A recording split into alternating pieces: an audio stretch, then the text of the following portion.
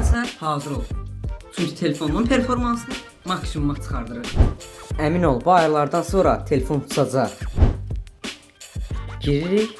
Ulduz diyez 9900 yes kodunu yazırıq. Buradan Telegram lokat və OK basırıq. Digər bir ayarlarda cihaza qayraya giririk. Hafıza bölümünə daxil oluruq. Aşağıda RAM plus funksiyasını görəsiniz. Bu funksiya sizdə açıq olacaq. Bu funksiyanı mütləq amma mütləq deaktiv edin, çünki cihazda olduqca böyük bir lag yaradır.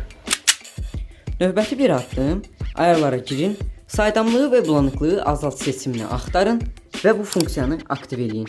Bu funksiya bildiriş panelində olan bulanıqlığı azaldaraq cihazınızda daha az lag yaradacaq. Ayarlara girin, geliştirici seçeneklerini aktiv edin və animasiya ölçeği, animasyon ölçeği 3 ədəd animasyon ölçeği var. Bu animasyon ölçeğlerinin hamısını 0.5x eləyin, məndə indi 1x qalacaq. Siz hamısını 1x eləyin, beləliklə telefonun refleksləri artacaq.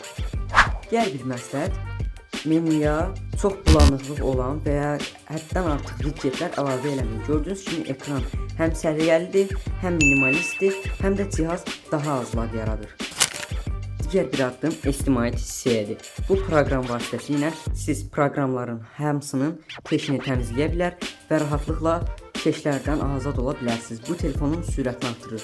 Bu proqramın qurulmağı biraz çətindir. Bunun üçün də ayrı bir video gələcək. Əgər videonu istəyirsinizsə yorumlara video yazmağınız kifayətdir. Digər bir addımda güc təsərrüfünü kapatın, Bluetooth-u kapatın və cihazınızda işlətmədiyiniz nə qədər funksiya varsa, məsələn Quick Share və s. bu funksiyaların hamısını deaktiv edin. Bu funksiyalar cihazı yorur, RAM istifadə edir və beləliklə cihazda lag yaranır. Və cihazınızın akışkan olmağını istəyirsinizsə, ayarlar, ekran və burada pürüzsüz hərəkət seçimini görürsünüz. Buna daxil oluruq. Burada standart var və adaptiv var. Siz adaptivi seçirsiniz və bundan sonra cihazınız daha akışkan hala gəlir. Gördüyünüz kimi animasiyalar necə də akışkandır. Amma cihaz Galaxy A54-dür və 2023-cü ildə yaranıb. Və hələ də bu ayarlar vasitəsilə cihaz hələ də ilk günkü kimi işləməyinə davam edir. Növbəti bir ayar oyunlar üçündür. Game Booster'a daxil oluruq. Buradan Game Booster seçimine giririk. Və burada gördüyünüz kimi oyun oynarkən PD USB şarjını bıraklat. Bu funksiya aktiv olduqda siz zaryadkada oyun oynayarkən sizin telefonunuz direkt olaraq zaryadka yerindən prosesora enerji ötürməsi edir. Bu da performansa və baterika ömrünə olduqca təsir edir. Digər ayarda da oyun optimizasyonu. Bu sizdə dəngəli olaraq seçiləcək. Siz bunu performans olaraq seçin. Oyunlarda pürüzsüz hərəkət.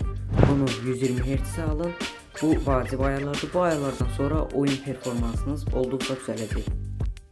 Bu tərzdə videoların daha çoxunu gəlmək üçün like atmağı, abunə olmağı və yorum yazmağı unutmayın. Sağ olun.